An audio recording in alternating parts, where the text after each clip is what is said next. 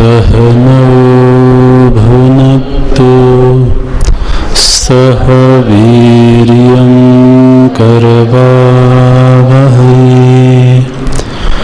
तेजस्विनावधीतमस्तु मा विद्विषावहै। ॐ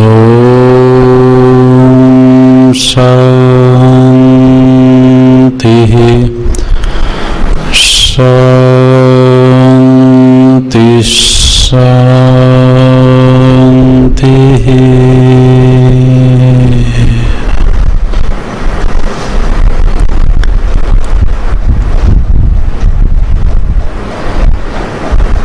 सदाशिवसमारम्भाम्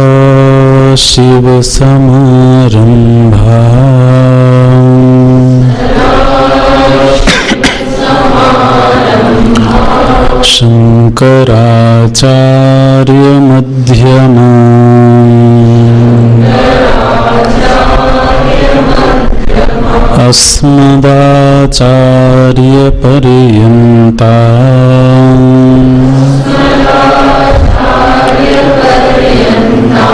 वन्दे गुरुपरम्पराम्।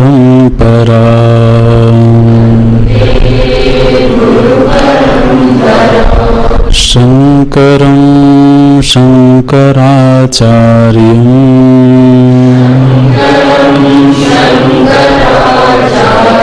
केशवं बादरायणम्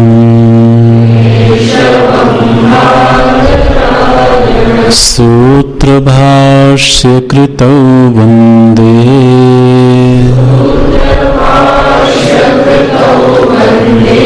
भगवन्तौ पुनः पुनः। भगवन्तौ पुनः पुनः।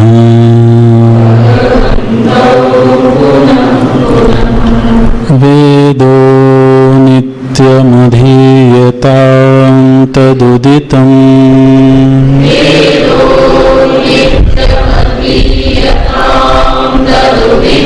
कर्म स्वनुष्ठीयताम्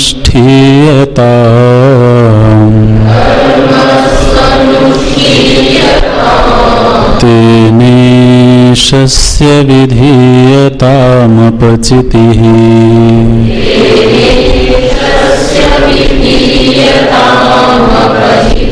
काम्येमतिस्त्यज्यताम्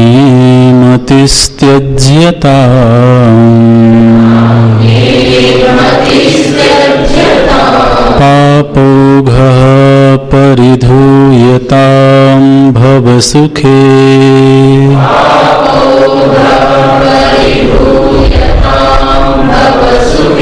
दोषोऽनुसन्धीयताम् आत्मेच्छा व्यवसीयतां निजगृहात्।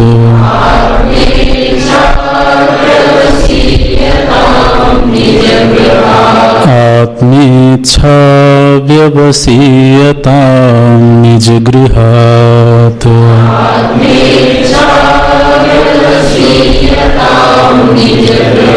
तूर्णं विनिर्गम्यताम्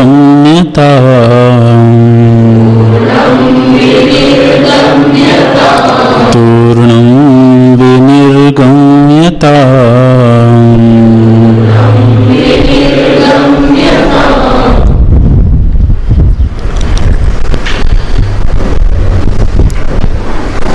वेदों का जो कर्म संबंधी प्रसंग है उसका नित्य अध्ययन करना चाहिए। कर्म के सिद्धांतों को समझने के लिए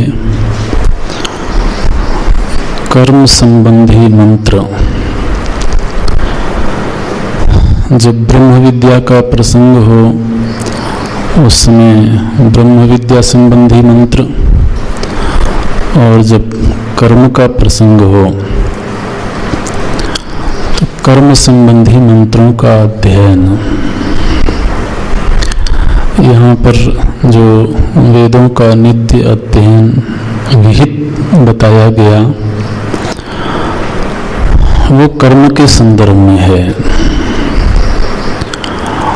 और नित्य अध्ययन क्यों करना?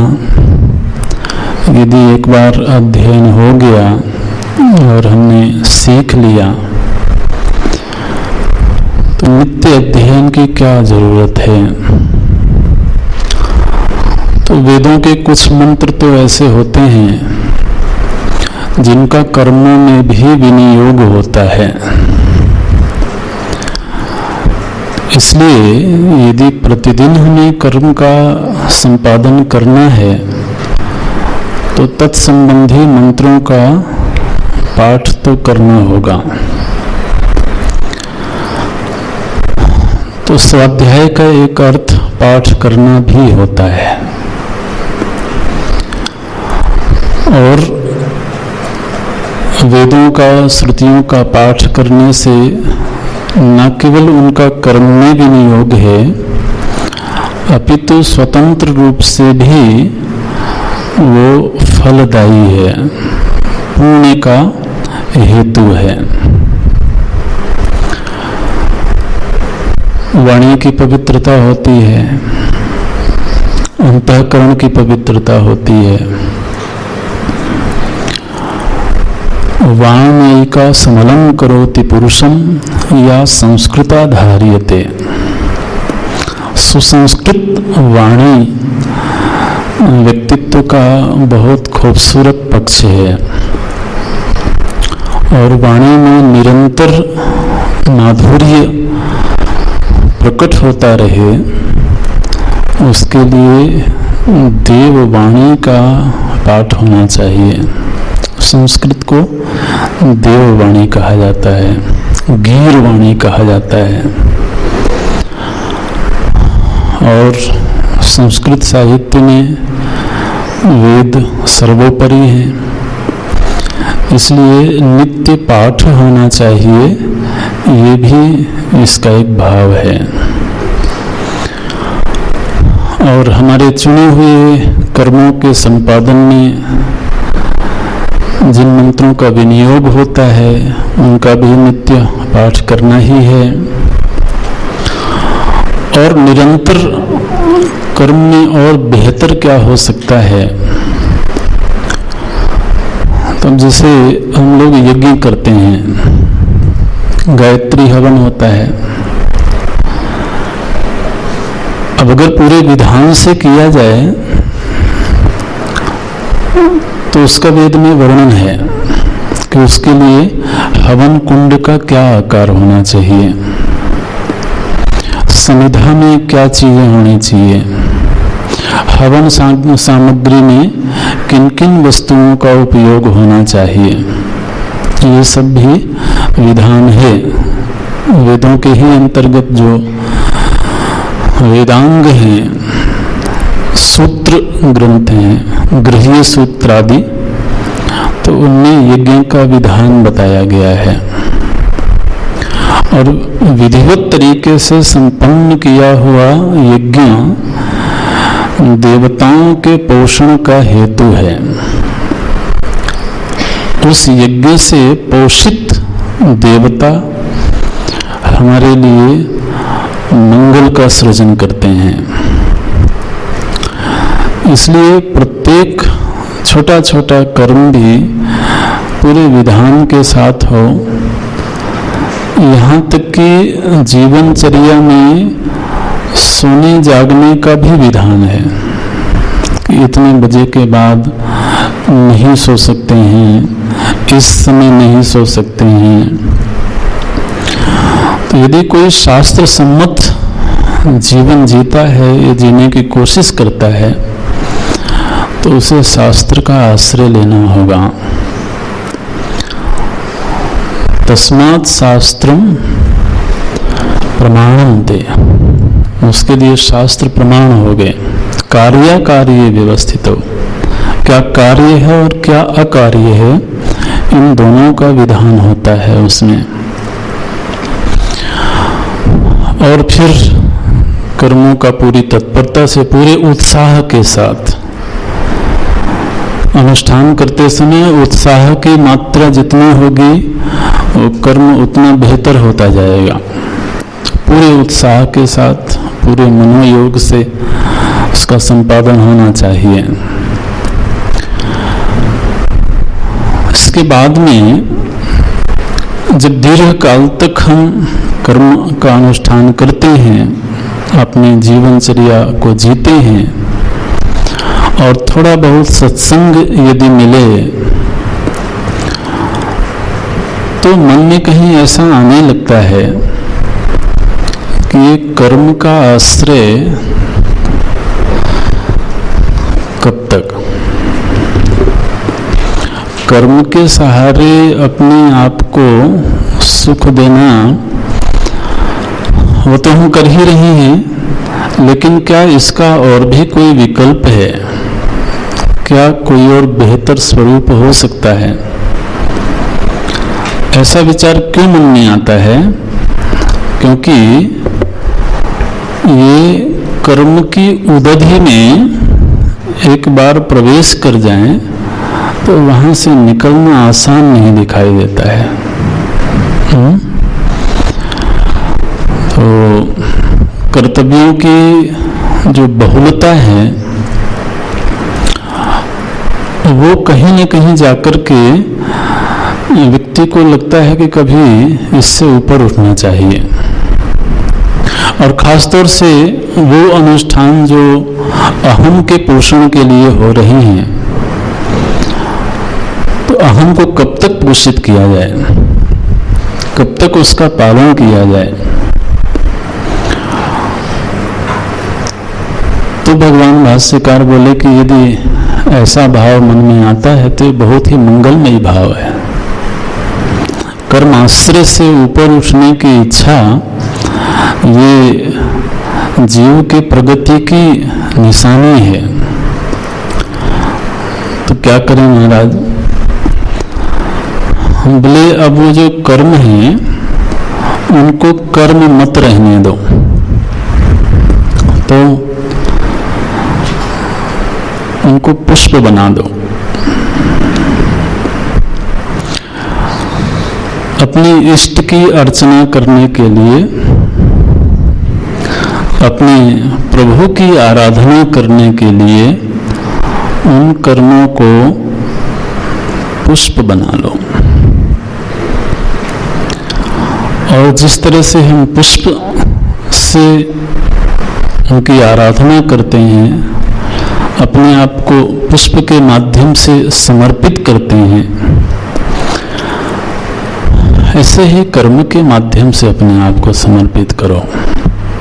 तेन, आप श्लोक देखेंगे, तेन ईशस्य अपचिति विधीयताम।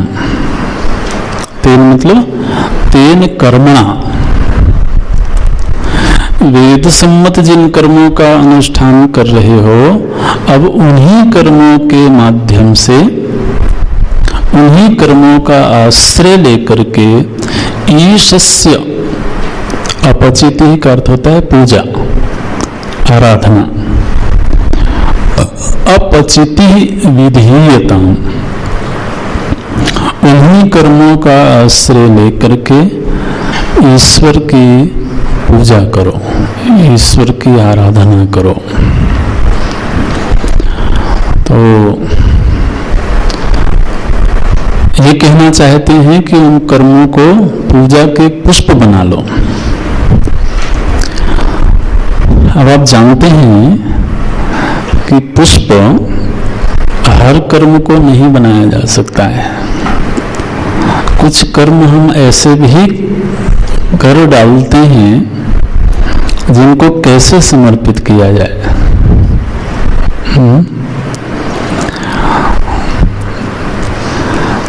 लेकिन फिर व्यक्ति सावधान होगा और वो उन्हीं कर्मों का संपादन करेगा जिनको उनके चरणों में समर्पित किया जा सके। तो आहार के संदर्भ में ऐसा कहा जाता है कि आहार वही सात्विक है जिसका भोग लगाया जा सके। सात्विकता का एक ये भी मापदंड है। आहार वो सात्विक है जिसका हम भोग लगा सकें, प्रभु के चरणों में निवेदित कर सकें। तो कर्म सत्कर्म तब बन जाता है जब वो प्रभु के प्रति समर्पित हो। इसमें जो मूल परिवर्तन दिखाई देता है वो ये है कि कर्तृत्व भाव धीरे धीरे करके शिथिल होता है। जैसे जैसे सेवक भाव बढ़ता है वैसे वैसे कर्तृत्व शिथिल होता है। और कर्तृत्व का शिथिल होना जरूरी है। कर्तृत्व जितना मजबूत होता है अहम भाव उतना ही प्रगाढ़ होता है। तो अहम अहम ना रह जाए, अहम सेवक बन जाए, तो वही कर्म। देखिए हमारे शास्त्रों में कहीं कोई विशेष कर्म का विधान उन्हें अपनी जीवनचर्या से हट करके कुछ करना है प्रभु की आराधना के लिए, ऐसा नहीं बताया। जो कर्तव्य के रूप में प्राप्त है, जो नियत है, वही नियत कर्म सेवा बन जाए। अब देखिए सेवा तो तब बने जब कोई सेव्य हो। अगर जीवन में कोई सेव्य ही ना हो तो किसको समर्पित करेंगे? अब ये प्रसंग तो हम लोग उपदेश सार से ही पढ़ने लगे हैं, है ना। ईश्वरार्पितं निच्छया कृतं चित्तशोधकं मुक्ति साधकं। तो ईश्वरार्पित, ईश्वर माने जिनका हमारे ऊपर शासन हो, है ना। ईश्वर शब्द का अर्थ शासक होता है, ईशन करने वाला। तो जिसका हमारे ऊपर शासन हो, क्या हमने किसी को अपना शासक बनाया है? कोई हमारा शासता है क्या? क्या कोई हमें आदेश देता है? आज्ञा, आदेश चलिए नहीं कहते, आज्ञा देती हैं। क्या किन्हीं को हमने ये अधिकार दिया है कि वो हमें आज्ञा दे सकें? ये अधिकार हमें देना होता है। वो अपने आप आज्ञा करें ऐसा दिखाई नहीं देता। जब तक कि हम अपने आप को प्रस्तुत ना करें, जब तक कि हम अपनी सेवा से, अपने हाव भाव से ऐसा जता न दें कि अब आप हमारे ऊपर शासन कर सकते हैं, आप निश्चिंत होकर के हमें आज्ञा दे सकते हैं। ऐसा जब तक हम प्रस्तुत ना करें तब तक उधर से आज्ञा होती नहीं है। और किसी की आज्ञा में रहने में जो आनंद है, जो सुकून है, वो कर्तृत्व पूर्वक जीने में नहीं है। तो कोई शास्ता हो, ईश्वर हो, वो हमारे गुरु हों, आचार्य हों, हमारे इष्ट हों, उनकी प्रेरणा से, उनके संकल्प से तो हमारा जीवन चले, उनकी बांसुरी बन जाए, वो जैसे बजाना चाहें वैसे बजाएं। असल में जो प्रपत्ति है ना, प्रपत्ति का मतलब होता है उनका वाहन बन जाना। जैसे गाड़ी होती है ना हमारे पास में, तो हम जहां ले जाना चाहें वहां जाती है। उसको ईंधन देना चाहें तो उसको ईंधन मिलेगा, नहीं देना चाहें तो नहीं मिलेगा। अब अगर हम अच्छे मालिक हैं तो उसको ईंधन तो देंगे, उसके साफ सफाई भी रखेंगे, साफ संभाल भी करेंगे, उसके सुरक्षा का उपाय करेंगे। बीमा लेते हैं ना, उसकी सुरक्षा का उपाय करेंगे। तो महाराज ऐसा जीवन में भी होता है।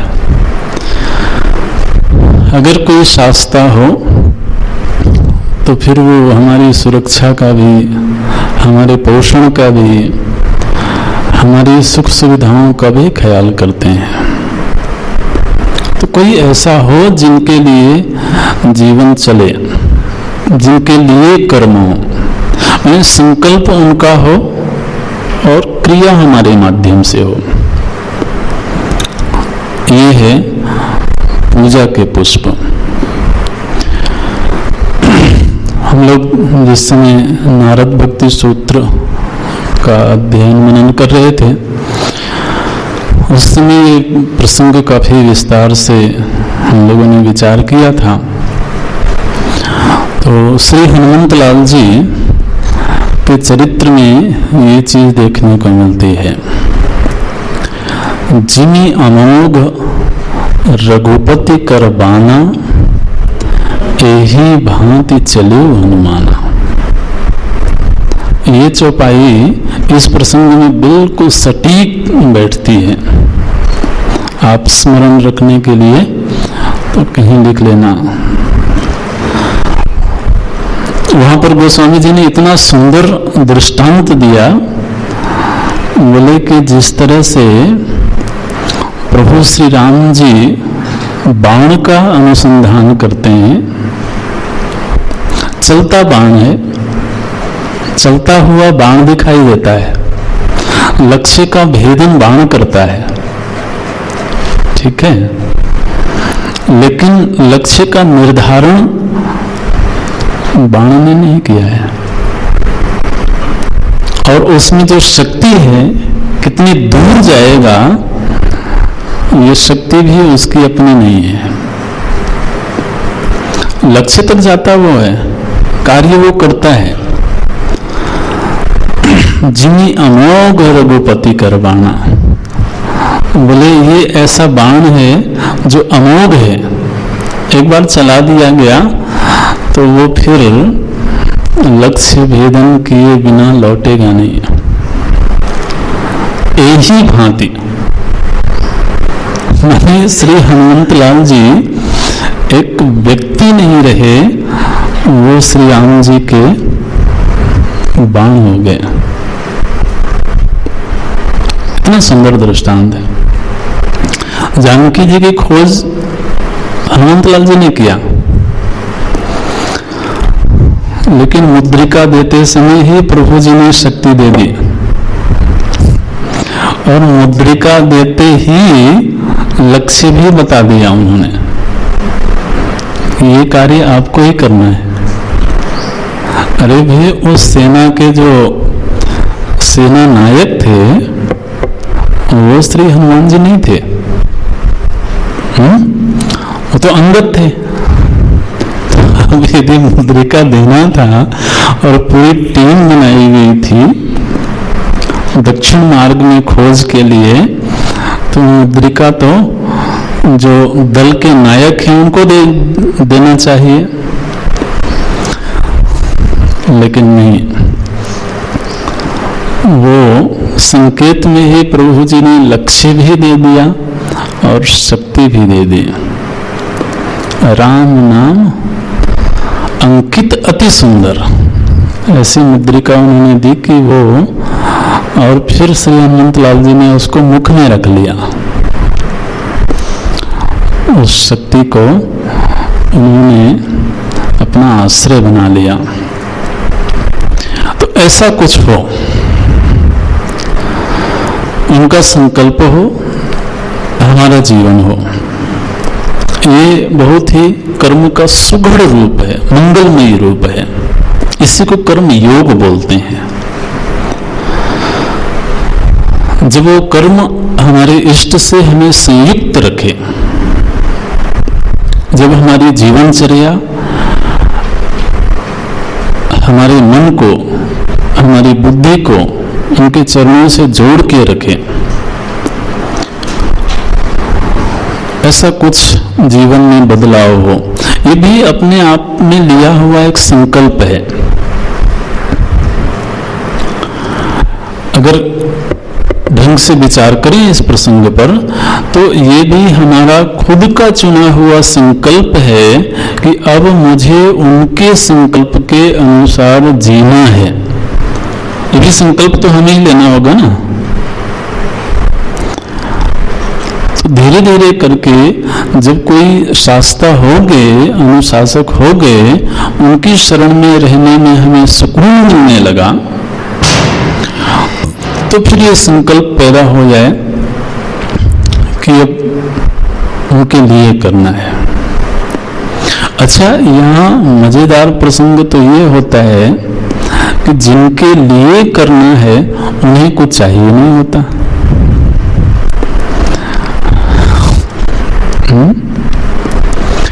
कई बार जब समाज में इस प्रसंग में चर्चा होती है कि ईश्वर की इच्छा से प्रेरित होकर कर्म हो, भगवान की प्रसन्नता के लिए कर्म हो, तो एक सहज प्रश्न उठता है कि वो प्रत्यक्ष तो दिखते नहीं है, कैसे पूछा जाए उनसे?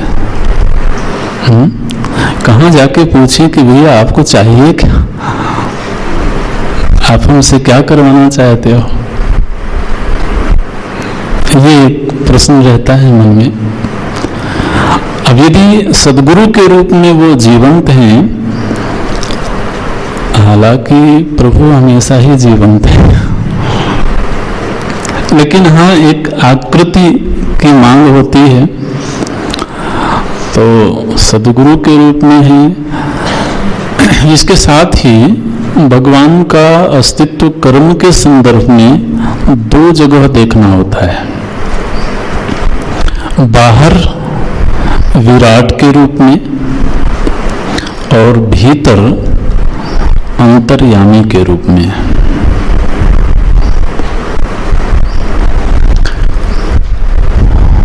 जब भी हम कुछ करते हैं तो उस कुछ करने के परिणाम स्वरूप विराट प्रसन्न हुआ कि नहीं,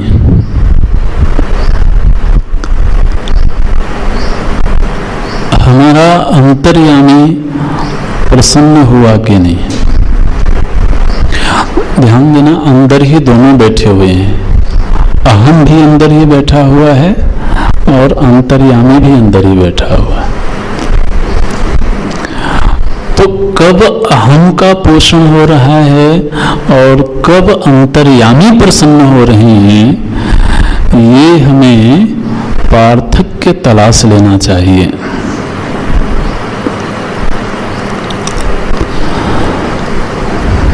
बोले मुझे बड़ा आनंद आया, मुझे अच्छा लगता है इसलिए करता हूं,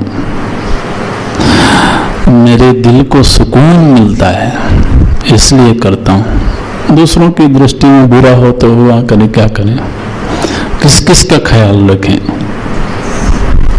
ठीक है भैया। लेकिन अंदर जो अंतर्यामी विराजमान है, अगर व्यक्ति संवेदनशील हो जाए, अगर हम थोड़ा सा भी अंतर्मुखी हो जाएं, तो अंदर से ये समझ में आता है कि इस कर्म का संपादन करने पर अंतर्यामी प्रसन्न हो गए, सहज ही प्रसन्नता का उद्रेक होता है।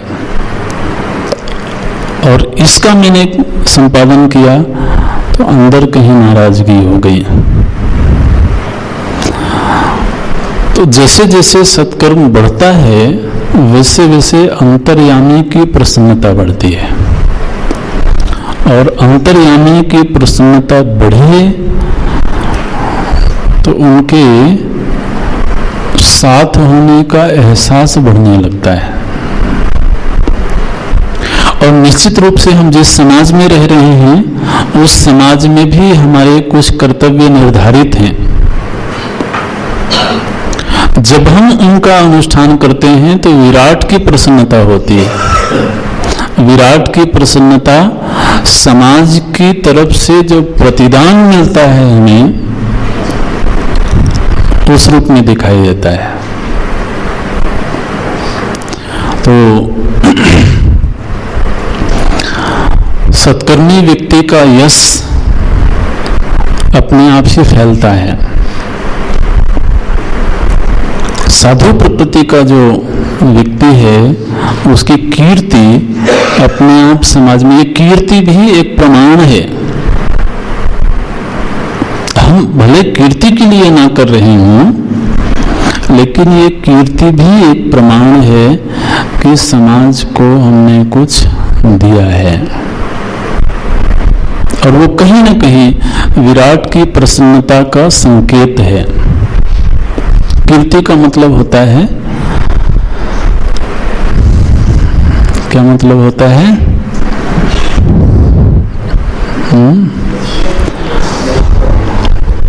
वो तो पर्यायवाची है। जब लोग हमारे पीछे भी हमारे नाम का कीर्तन करने लगे हैं, ठीक है, उसको कीर्ति बोलते हैं। भगवान श्री कृष्ण अर्जुन को एक ये भी प्रमाण देते हैं द्वितीय अध्याय में, शुरू में ही बोले कि यदि तुमने अपने कर्तव्य कर्म का अनुष्ठान नहीं किया तो ये तुम्हारा जो पलायन है ये अकीर्ति कर्म होगा। ऐसा कहा, अनार्य जुष्टम अकीर्ति कर्म। और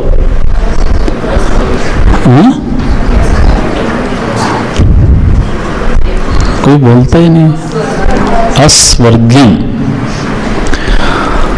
तो उसमें एक प्रमाण ये भी है, कीर्ति भी एक प्रमाण है। यदि हम सत्कर्म कर रहे हैं तो कीर्ति भी उसमें एक प्रमाण है। हालांकि हम कीर्ति के लिए नहीं कर रहे हैं, लेकिन पुष्प सुगंधित हो तो उसकी सुगंध तो फैलती है। कीर्ति विराट की प्रसन्नता का संकेत है। वो प्रसन्न हो रहे हैं हमारे अनुष्ठान से। और खासतौर से अगर साधु जीवन की बात करें तो ये तो पूरा जीवन ही सार्वजनिक होता है। इस जीवन में तो फिर वो एक तरह से विराट को ही समर्पित हो गया। वहाँ इष्ट कर्म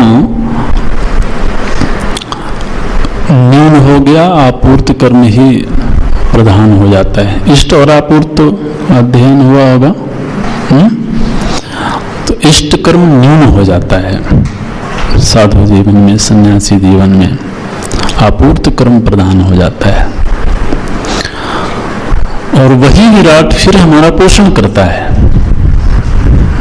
जब हम अपने कर्मेंद्रियों को विराट के लिए समर्पित कर देते हैं तो फिर इन कर्मेंद्रियों का पोषण भी विराट के द्वारा ही होता है। योगक्षेम का वहन फिर उनके द्वारा होता है। तो ऐसा कुछ हो, ये तीसरा ही कदम है। आप देख रहे हैं, तीसरे ही कदम में भगवान भाष्यकार कह देते हैं कि अब कर्ता बनकर के मत जियो, सेवक बन के जियो।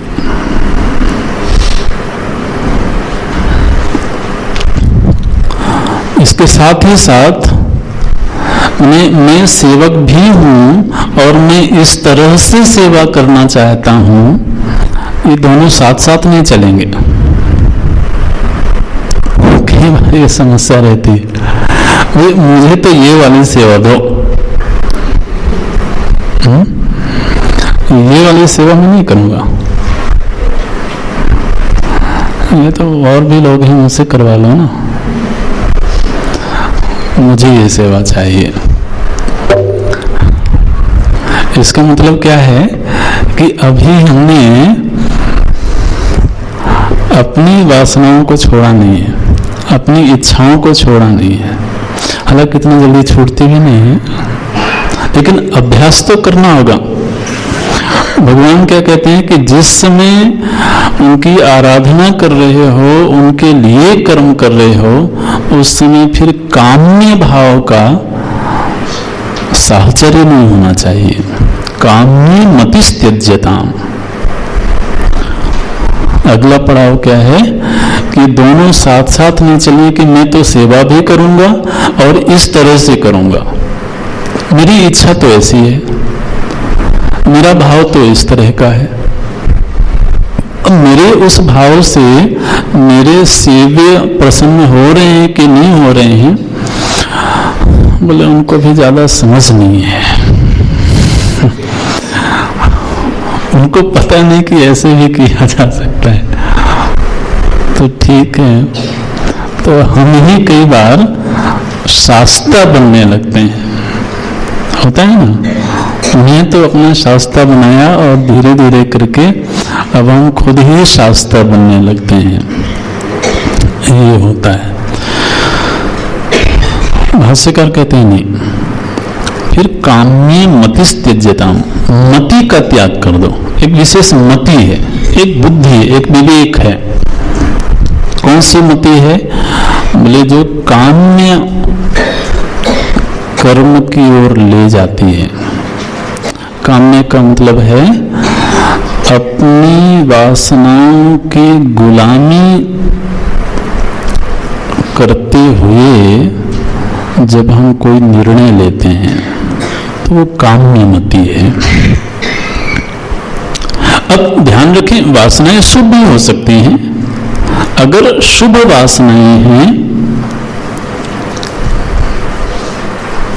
तो वो शुभ वासनाएं हमें सेवक बनाएंगी,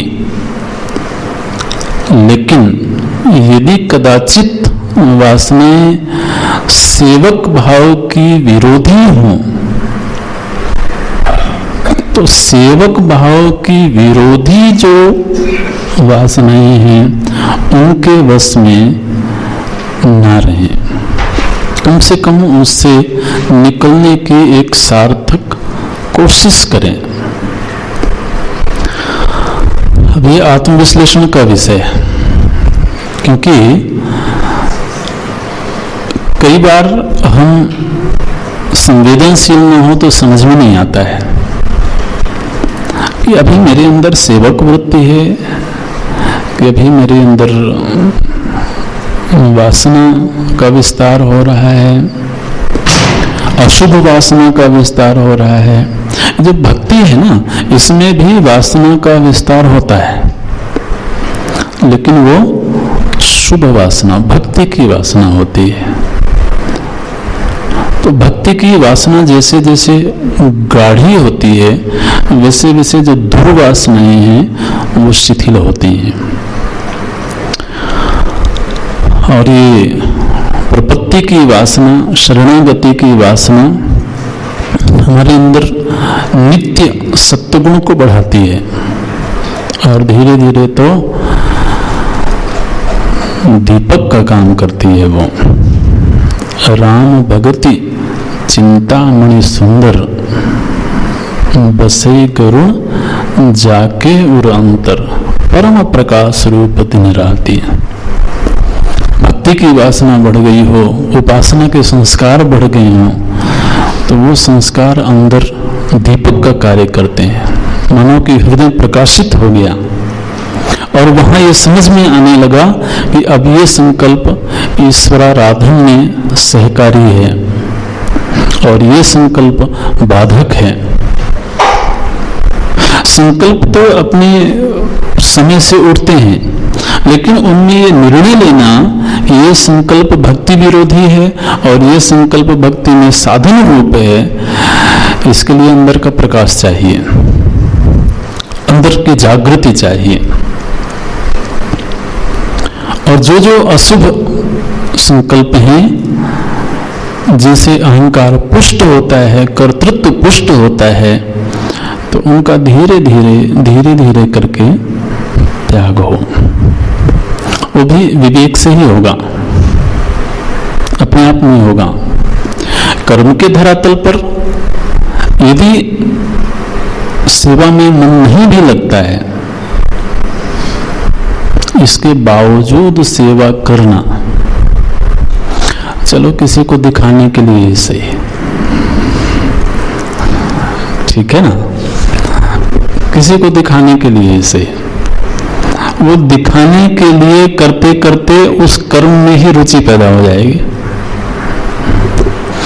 तो येन केन प्रकारेण मन कृष्ण निवेशयेत्, किसी भी प्रकार से झगड़ा करके ही सही,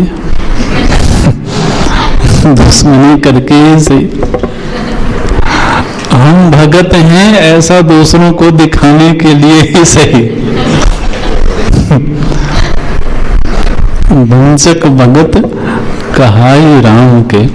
चलो अभी तक तो हम विषयी जीवन जी रहे थे, तो कम से कम वंचक ही सही, कभी न कभी तो शर्म आ जाएगी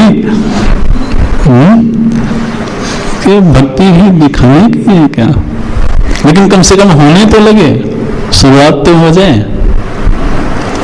और फिर अपने आप ही विवेक का जागरण होगा। अपने आप ही जैसे जैसे वो दीपक में तेल भरेगा, प्रकाश फैलेगा, अपने आप विवेक का जागरण होगा। तो दिखाने के लिए ही सही, लेकिन वो काम्य मतिस्त्यज्यता, क्योंकि जो काम्य कर्म है ना, ये प्राकृतिक जीवन की ओर हमें ले जाता है, ये अधोमुखी जीवन की ओर ले जाता है। अगर हम थोड़ा सा भी अपने आप को छूट दे दें तो काम्य वासनाओं की सहज गति अधोमुखी है। इसलिए इसको, जैसे आप जो जल है, जल की सहज प्रकृति तो नीचे की ओर बहने की है, लेकिन जल को यदि ताप मिल जाए तो वही जल ऊर्ध्वगामी हो जाता है।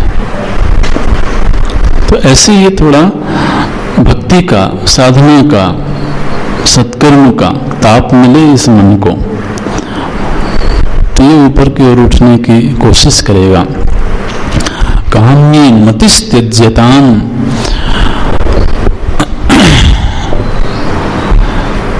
भगवान बोले, अरे शिष्य, अरे साधक, तुम्हारे भीतर पाप का भंडार भरा हुआ है। क्या कहते हैं? पापौघः, पाप ओघः, ओघ का मतलब होता है भंडार। भगवान बोले कि इसको धो डालो, पाप की इतनी काई जम गई है, धीरे धीरे इसका मार्जन करो, मांज दो इसको। ऐसे बोलते बर्तन को कहते हैं ना, मांज दो। आपने एक बार सुना, वो मार्जन से ही फिर वो ऐसे बन गया। तो अंदर पाप की ऐसी काई लगी हुई है, उसका मार्जन करो, परिधूयताम, धो डालो। अभी पाप क्या है महाराज? और उसमें भी हम तो अब तक ये सोच रहे थे कि अब तो हम बड़े लायक हो गए हैं, अब तो हम भक्त हो गए, साधक हो गए। आप कहते हो कि अभी भी तुम्हारे अंदर इतना पाप भरा हुआ है, हमें तो खोजने से कहीं मिलता नहीं है।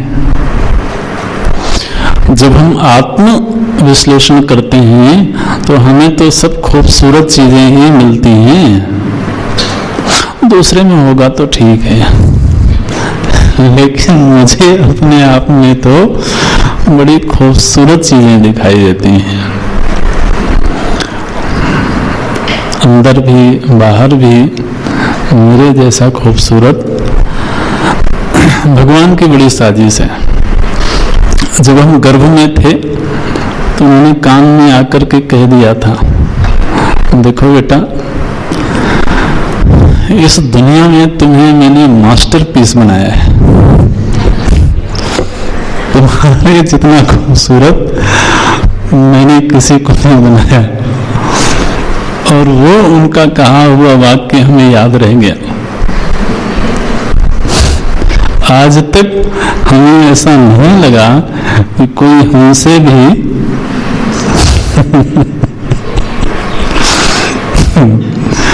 तो मैं तो इतना खूबसूरत हूँ, आप कहते हो पाप का भंडार है, पाप औघा परिध हो जाता हूँ। असल में पाप का जो सीधा सीधा अर्थ होता है वो तो अनिष्ट की प्राप्ति कराने वाले जो कर्म है ना। पाप किसको बोलते हैं?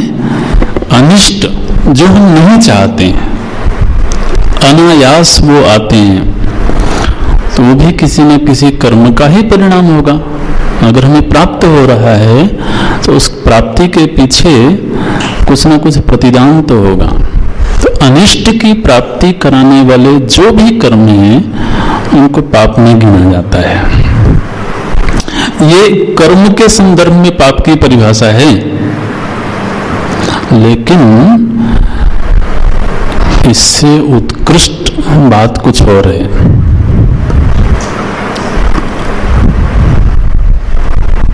वो ये है कि जो भी वृत्ति, जो भी कर्म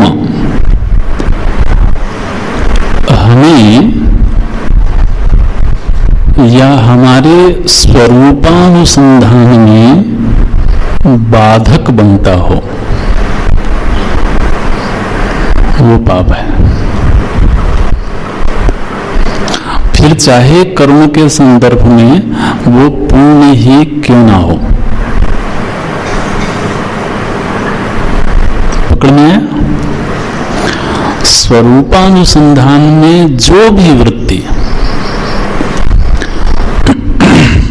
जो भी संस्कार या जो भी कर्म आवरण का काम करते हो, बाधक का काम करते हैं, वो सब के सब पाप संज्ञक हैं। उनमें विषयासक्ति है, कर्मासक्ति है। छठे अध्याय का जब अध्ययन करेंगे गीता जी में तो ये प्रसंग आएगा। विषयासक्ति भी पाप के अंतर्गत है। किसी विषय विशेष में आ सकती है, किसी भोग विशेष में आ सकती है।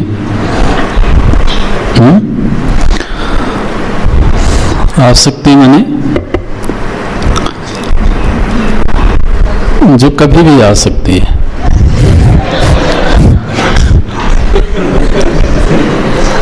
उन्हें हम नहीं चाहते हैं, उसकी याद आ जाती है।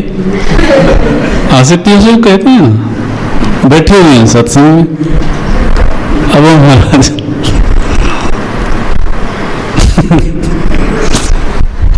याद आ गई। अब शरीर तो बैठा हुआ है सत्संग में और मनी राम वहां अपना विचरण कर रहे हैं, जिसके प्रति आसक्त हैं। तो कभी भी आनंद के कहीं भी आ जाए तो भोगासक्ति ये भी स्वरूपानुसंधान में बाधक बनती है। किसी विशेष तरह का व्यक्ति हमें ठीक लगता है, किसी विशेष तरह का भोग हमें ठीक लगता है, आहार ठीक लगता है, स्थान ठीक लगता है। अब वो ठीक है, लेकिन ऐसा ना हो जाए कि उसका संग्रह करने में हमारा अधिक से अधिक वक्त गुजर जाए। जो वक्त हमें साधना में देना चाहिए था वो उस विषय, उस व्यक्ति, उस स्थान के संग्रह में खप गया। भोगासक्ति। फिर एक होती है कर्मासक्ति। किसी विशेष भोग में आसक्ति नहीं है, लेकिन एक विशेष तरह का कर्म मुझे पसंद है, इस तरह का कर्म मुझे पसंद है। ये कर्मासक्ति भी बहुत बड़ी चीज होती है। आदमी किए बिना रहता नहीं है। एक बार किसी विशेष तरह के कर्म की आसक्ति हो जाए तो फिर उसका संपादन किए बिना चैन नहीं पड़ती है, रह नहीं पाते हैं।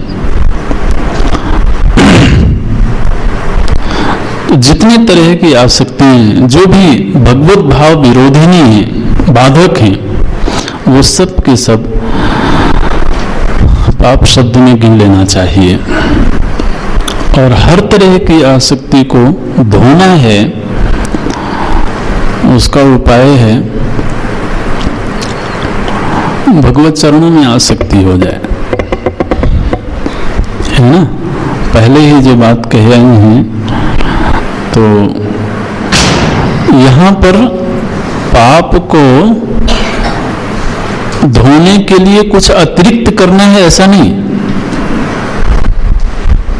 मूल बात तो आप इस श्लोक में देखेंगे तो जो मुख्य वाक्य है, तेन ईशस्य अपचिति विधीयताम। अगर ये चीज जीवन में आ गई, और ये भी कहीं अलग से नहीं आई है, जब 4 तरह के कर्मों की बात हो रही थी तो उनमें से ही एक ये कर्म है ना, नित्य, नैमित्तिक, प्रायश्चित और उपासना। अब उन 4 में से उपासना को प्रधानता दे दी गई, अब वो प्रधान जी बन गए, है ना। अब नित्य, नैमित्तिक और प्रायश्चित इस उपासना के शासन में रहते हुए होते हैं। शासक की जगह उपासना रूपी कर्म आ गया, और ये जैसे जैसे प्रगाढ़ होगा वैसे वैसे काम्य वृत्ति भी नष्ट होगी। अब एक काम्य वृत्ति है ना, इसका विस्तार आप कर सकते हैं। जैसे कि जब 4 तरह के भक्तों की चर्चा भगवान करते हैं तो उनमें अर्थार्थी भी एक भक्त है। वो संभव है कि काम्य कर्म के अंतर्गत हो, है ये एक विशेष तरह के अर्थ की कामना है, और उसमें हम भगवान को साध्य नहीं। महाराज पहरेदारी करते रहो, मैं कभी कभी दर्शन के लिए आ जाऊंगा और बदले में आप सिर पे गठरी रख के ले आया करो। तो ये हुआ काम में। आप इस तरह से विचार कर सकते हैं कि जब हम ईश्वर को अपनी कामनाओं का साधन बनाते हैं तो वो काम्य कर्म हो गया, ठीक। और जब ईश्वर को हम अपनी कामनाओं का साध्य बनाते हैं,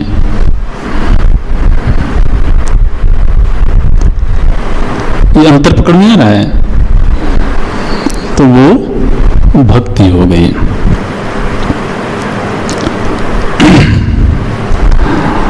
बोले तुम उनको साधन नहीं बनाओगे तब भी तो वो संरक्षण कर ही रहे हैं, तो कभी उन्हीं को साध्य बना लो। ये बड़ा परिवर्तन हो गया, बहुत बड़ा परिवर्तन है, और बहुत समय लगता है। हम ये कहते हैं कि उनकी कृपा से जीवन बड़ा अच्छा चल रहा है, ऐसे कहते हैं। उनकी कृपा से तो शरीर स्वस्थ रहता है। तो हमारा इष्ट शरीर है वो नहीं है, उनकी कृपा से जीवन सुखमय है। तो सुखमय जीवन हमारा इष्ट है, वो नहीं, ठीक है। बहुत सूक्ष्म है ये, बहुत मुश्किल होती है। दिखाते हम ये हैं कि हम भक्त हैं, उनकी कृपा से हो रहा है। तो जब हम ऐसा वाक्य बोलते हैं तो यही जताना चाहते हैं ना कि हम उनके ऊपर आश्रित हैं, हमने उनका आश्रय लिया हुआ है। लेकिन कहते कि उनकी कृपा से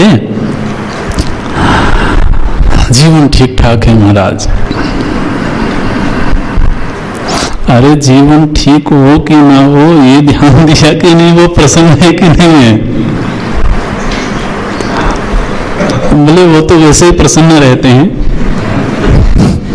हमारे करने से थोड़ी प्रसन्न होंगे, कि हमारे बोलने से प्रसन्न, वो तो आनंद रूप है, तो आनंद रूप को कैसे प्रसन्न किया जाए, वो तो खुद ही प्रसन्न है। प्रसन्नता तो हमें चाहिए, तो उनकी आनंद रूपता हमें प्रसन्नता दे। बहुत फिसलन होती है, इसलिए ये शुद्ध भक्ति की धारा प्रवाहित हो, इसमें समय लगता है। तत्सुख सुखित्वम अन्यथा तो जाराणामिव। जार सुख में और भक्ति में यही तो अंतर है। जार सुख में हम सुखी होना चाहते हैं और उनको साधन बनाते हैं, भक्ति में वो सुखी हों और हम साधन बने। ये बहुत बड़ा परिवर्तन है, बहुत बड़ा संक्रमण है। ऐसा होने लगे तो फिर जो कर्मा शक्ति है वो शिथिल होगी, भोगा शक्ति शिथिल होगी। भोगा शक्ति शिथिल होगी माने भोक्तृत्व शिथिल होगा, कर्तृत्व शिथिल होता है सेवक भाव से और भोक्तृत्व शिथिल होता है प्रसाद बुद्धि से।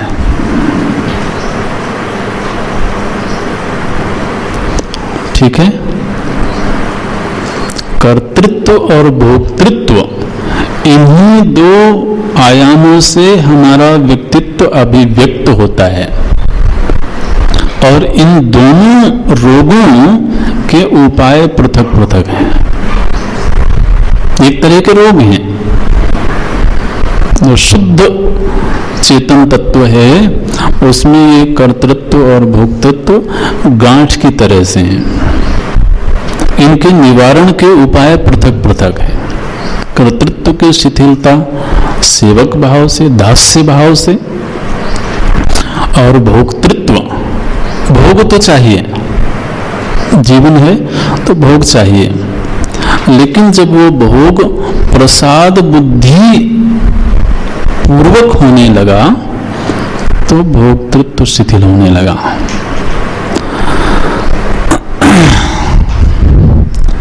महाराज एक जगह एक महात्मा जी भगवान का भोग लगाते, लोगों को प्रसाद बांटते, बड़ी भीड़ होती प्रसाद लेने वालों की। क्यों? क्योंकि इतने अच्छे अच्छे पकवान बना के भोग लगाते हो। उनकी एक ये सेवा थी, भक्ति थी, भगवान को खूब अच्छे अच्छे पकवान खिलाए जाएं।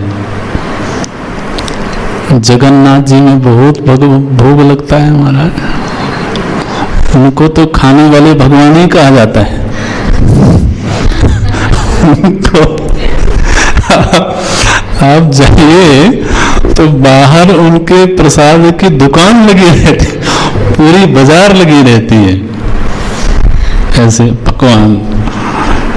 तो ऐसे ही महात्मा जी बड़े अच्छे अच्छे स्वादिष्ट पकवान के भोग लगाते और प्रसाद लेने वालों की भीड़ होती, और जितना अधिक से अधिक मिल जाए। एक दिन महात्मा जी को पता नहीं क्या सूझी, उन्होंने कड़वे पदार्थों का भोग लगाया। तो करेले का और पता नहीं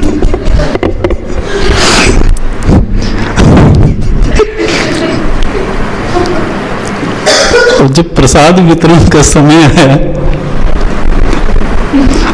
लोगों ने कहा महाराज प्रसाद तो थोड़ा ही लिया जाता है,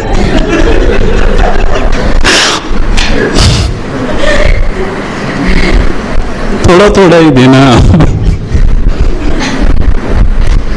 अब प्रतिदिन क्या, थोड़ा और दे दीजिए, थोड़ा और दे दीजिए। तो अब प्रसाद में क्या मिलेगा, ये तो हम तय नहीं कर सकते ना। अगर वो भी हमने तय कर लिया है तो तो प्रसाद बुद्धि कहाँ रही? भगवान की ऐसी करुणा है कि हम 56 भोग लगाते हैं और उसमें से वो एक भी कोई चीज ग्रहण नहीं करते, सबका सब वापस कर देते हैं। अगर कहीं जिस तरह से तो गोवर्धन भगवान ने महाराज पूरा का पूरा ग्रहण कर लिया था, वो तो उस समय ग्रहण कर लिया था। आज कहीं अगर ग्रहण कर लें तो अगले दिन से बहुत मुश्किल, 56 तरह के लगे। भगवान जगन्नाथ जी के जो पंडे होते हैं ना, बड़े हृष्ट पुष्ट होते हैं।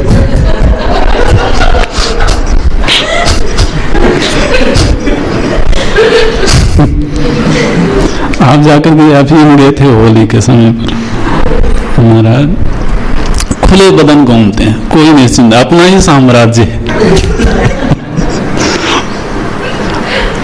जगन्नाथ तो हमारे अपने घर के ही हैं ऐसे।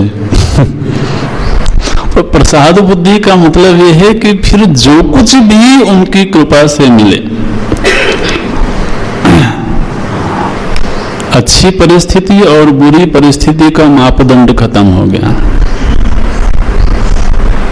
यह है प्रसाद बुद्धि। प्रसाद बुद्धि में हमेशा मीठा मीठा ही मिले ऐसा, उसको प्रसाद बुद्धि नहीं बोलते हैं।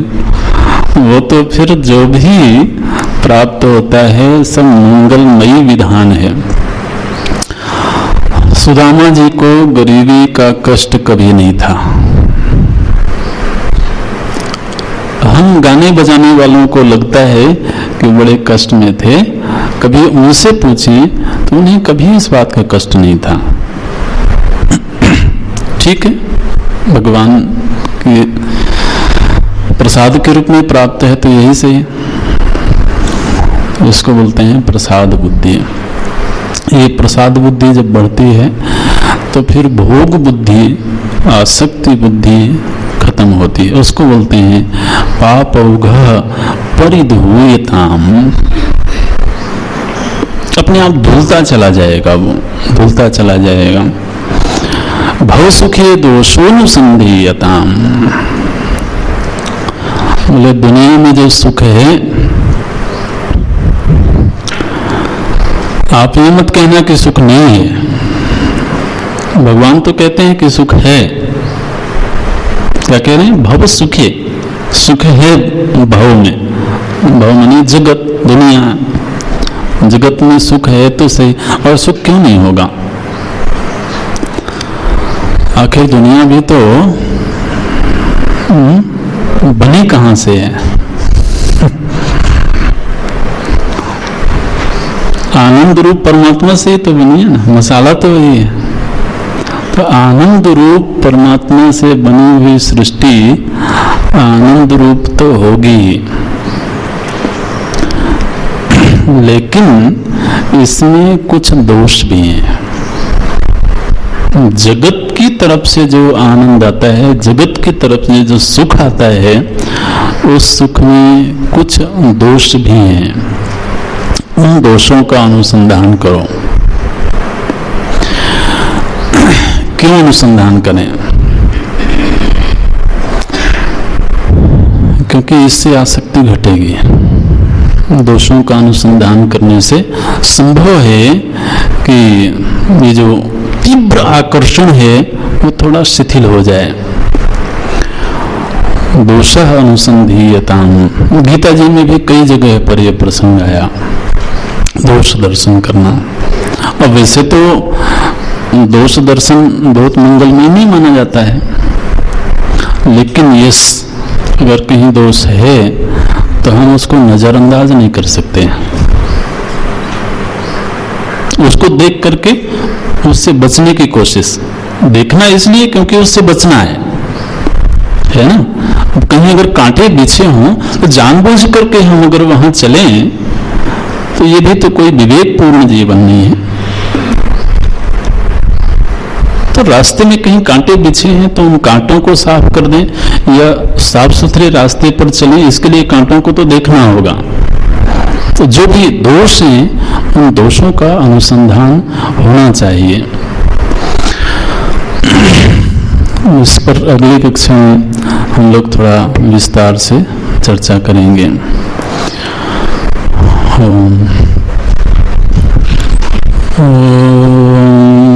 पूर्णमदः पूर्णमिदं पूर्णात् पूर्णमुदच्यते पूर्णस्य पूर्णमादाय पूर्णमेवावशिष्यते।